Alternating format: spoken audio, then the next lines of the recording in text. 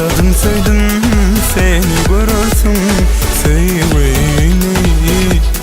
Gözlerime baksan hayran eyledin canım beni güllerden.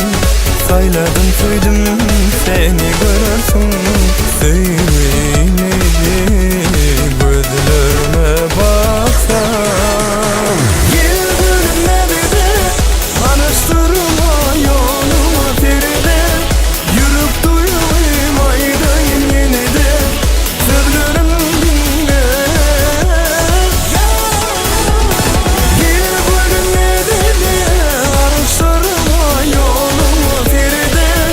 Yürüp duyayım aydayım yine de sözlerim dinle.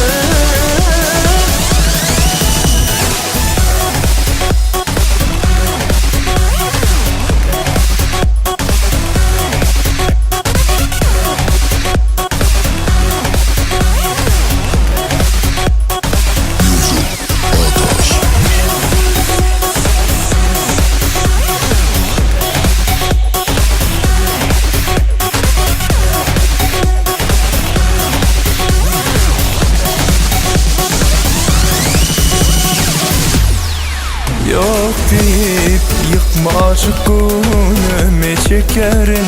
Sensiz sevgim derdeni arzum. Sen bana sevyenin aysan. Yok deyip yıkma aşık gönlüme çekerim. Sensiz sevgim derdeni